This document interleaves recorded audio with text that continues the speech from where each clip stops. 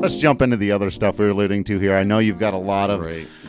strong feelings and opinions. If anyone doesn't know, you've been a long-time baseball guy. It's not like me getting into the hockey. So we are on very different terms here. You've been invested in this team for a very long time, and this is as big a mess as we've ever seen them in. What's your top-line current takeaway from this Jeff Bridich, Nolan Arenado situation? You know, there's a certain reality that you accept when you follow the Rockies and like you love the Rockies.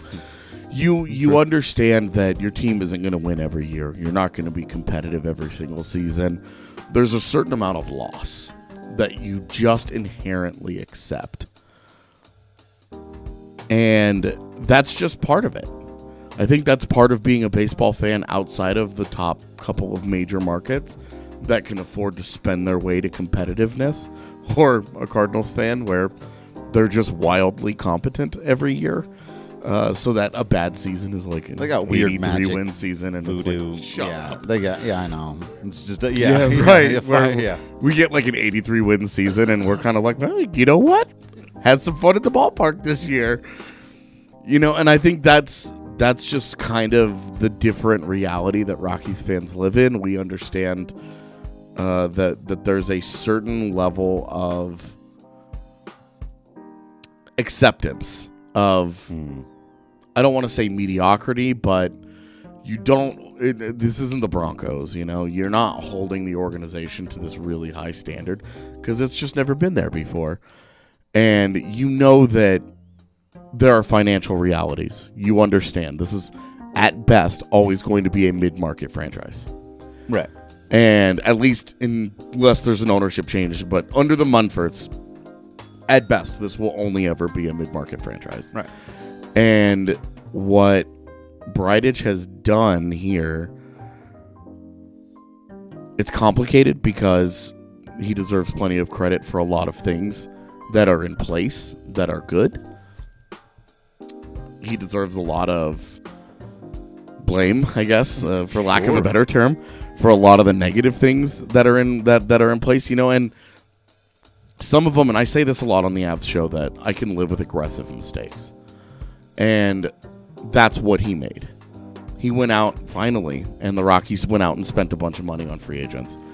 And they were aggressively attacking problems. Right. And I liked that.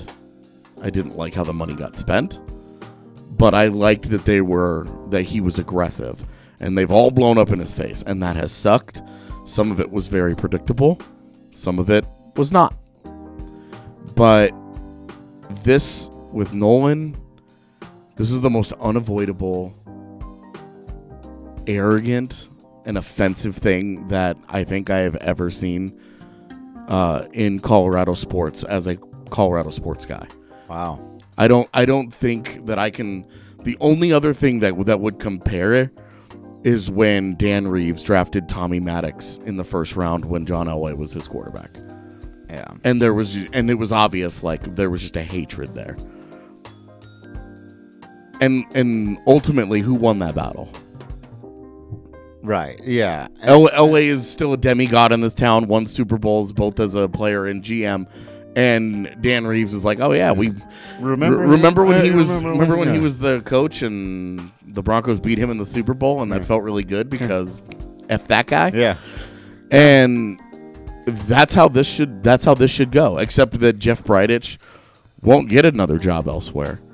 He will disappear back into baseball's unknown circles, and he'll have a job doing something, but he'll never run an organization again. And he'll never be trusted to make a major decision again in his career, and he shouldn't.